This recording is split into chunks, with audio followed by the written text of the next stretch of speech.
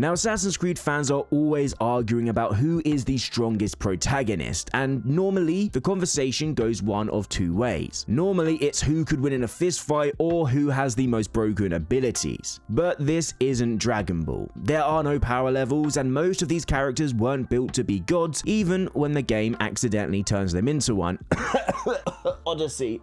So today we're breaking this down properly, not just in raw muscle, but combat capability, training and experience, gear and tools, narrative feats, and how dangerous they are in their own worlds and games. And hopefully by the end of this video, we'll answer one important question, and that is who is truly the strongest Assassin's Creed protagonist. Now, when people talk about strength in Assassin's Creed, they usually jump straight to the RPG era, and sure, Vikings and samurai are obvious answers. You have Eivor, who is without question the most physically imposing assassin Ubisoft has ever made. Heavy armor, massive weapons, and the ability to overpower entire groups head on. Eivor survives because they can simply outmuscle almost anyone in front of them. Then there's Yasuke, a walking tank. He's designed around brute force, heavy strikes, overwhelming presence, and combat encounters where subtlety is optional. Yasuke doesn't sneak through fights, he simply ends them. But before we get carried away with the modern power fantasies, there's a single character we need to talk about, one that sits right in the middle of strength and discipline, and that is Connor Kenway. Now, Connor is one of the most physically dominant assassins in the franchise, and somehow people forget that. He's broad, powerful, trained from a young age in both indigenous combat traditions and assassin techniques. This isn't street brawling or learned flair, this is basic survival training. Connor doesn't fight like previous assassins. He doesn't overpower enemies like Eivor through sheer mass, he simply breaks their backs. His combat animations are some of the most brutal in the series. Enemies are disarmed, slammed, finished with tomahawk strikes that feel heavy and final. There's no real showboating either, it's just momentum and efficiency. Narratively, Connor survives large-scale battle conflicts, prolonged guerrilla warfare, and direct confrontations with elite Templars, all while fighting in environments that punish hesitation, so it's safe to say he gets a place on the list. This is also the part where Assassin's Creed separates itself from most action franchises, because brute force can win a fight, but it doesn't make you that dangerous. Skill does, and no character represents that better than the man who started it all, Altair. Now, Altair isn't physically imposing. He doesn't wear heavy armor, he doesn't rely on gadgets or overwhelming numbers. What he has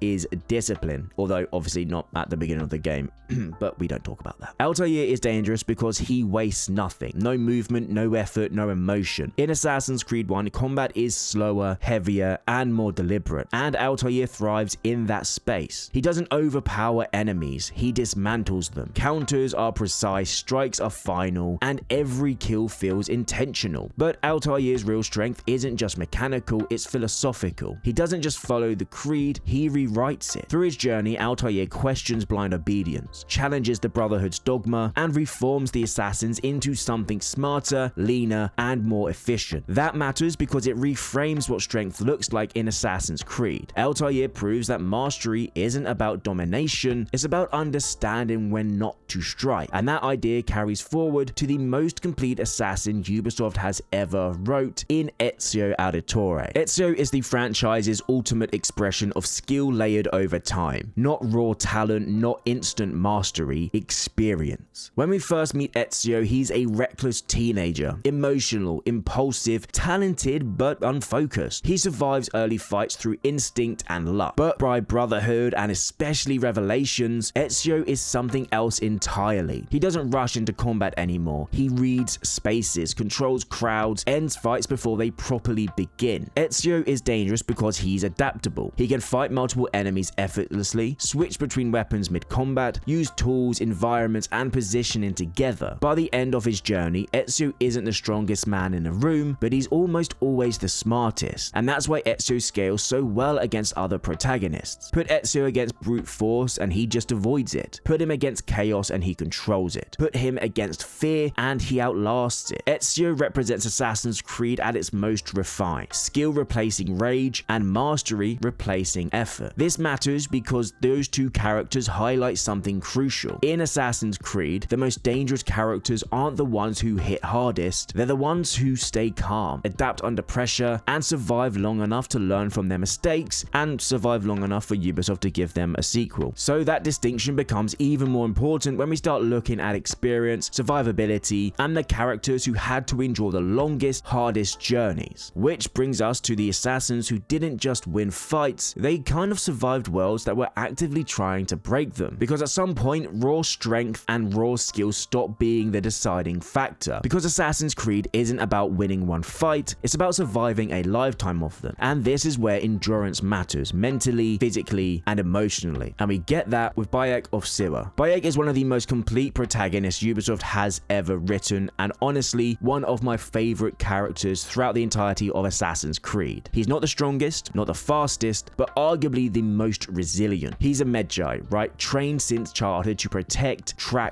fight, and survive in some of the harshest environments imaginable. And the funny thing is, Origins doesn't just tell you that, it makes you feel it. Bayek survives political conspiracies, constant warfare, betrayal from every side, and the personal trauma of losing his son. And somehow he keeps going. What makes Bayek dangerous isn't brute force, it's adaptability. He learns as he moves, he studies his enemies, he adjusts tactics based on terrain, numbers, and opportunity. Bayek fights smart because he has to, and that mentality carries into how he leads. He's not just surviving for himself, he's laying foundations for what becomes the Creed. Teaching, organizing, building something that can outlast him, and to me, that's a different kind of strength. Because Bayek doesn't just endure combat, he endures responsibility. Throughout his game, he carries guilt, carries regret, and he still chooses restraint in most situations. Unlike later protagonists in the RPG series who become powerful through upgrades and gear and godlike abilities, Bayek becomes stronger through understanding. By the end of Origins and its subsequent DLC, Bayek isn't just a warrior, he's a symbol. And that's why his survivability matters more than his kill count. He wasn't built as a character to dominate the world, he was built to change it. And in contrast, this is where Bayek stands apart from his other RPG counterparts like Eivor or Cassandra. Those two characters conquer regions. Bayek stabilizes them. They impose order through force, Bayek creates it through presence. And that distinction matters when deciding who's truly strong. Because strength in Assassin's Creed isn't just about how hard you hit, it's about how much you can endure without losing yourself. And then that's where things start to get a little bit messy. Because after Origins, Assassin's Creed begins experimenting with something new. Not just power, but superhuman powers. And once that door opens, the idea of strength changes entirely. Which brings us to the most controversial protagonist in the franchise, and that is Cassandra. Now, let's be honest. If this was a straight up power scaling debate, Cassandra would be at the top. She's fast, she's strong, she shrugs off full damage that would kill any earlier assassin, and crucially, she's essentially not just human. Cassandra has a high concentration of Isu DNA, but this gives her access to ability that goes way beyond traditional assassin skills. She wields pieces of Eden regularly, survives absurd falls, and walks away from encounters that earlier protagonists simply wouldn't. Plus, she's literally immortal. I mean, at the end of Odyssey's DLC, we see her give the Staff of Eden to Layla, who then becomes immortal herself, and then Cassandra fades off. So, safe to say, she's one of the most overpowered protagonists we have in this series. But here's the key issue. Cassandra is incredibly powerful, but she's rarely vulnerable. She doesn't need to adapt in the same way Bayek does. She doesn't rely on restraint like Ezio, and she doesn't survive through discipline like Altair. She survives because the game lets her. And that's not necessarily bad. Before all of you Odyssey fanboys come at me, Odyssey is designed as a mythic power fantasy, and when I play it like that, it's incredibly fun, but it comes at a cost. When a protagonist feels closer to a demigod rather than an assassin, the tension drops. Stealth becomes optional, risks become manageable, and mistakes become recoverable. You're rarely afraid of failure, and in Assassin's Creed, fear's always been a part of that identity. Odyssey and later Valhalla reframe strength as dominance. Clear the region, defeat the boss, move on. But earlier Assassin's Creed games framed strength as precision under pressure. One mistake could collapse a mission. One wrong move could expose you. That fragility mattered. And when that fragility disappears, so does part of what made Assassin's Creed unique. So on one end you have Altair, Ezio, Bayek, strength through discipline, experience, and restraint. And on the other you have Cassandra, strength through bloodline, storyline, power, and spectacle. Which leaves one final question. What does Assassin's Creed itself consider true strength? And which protagonist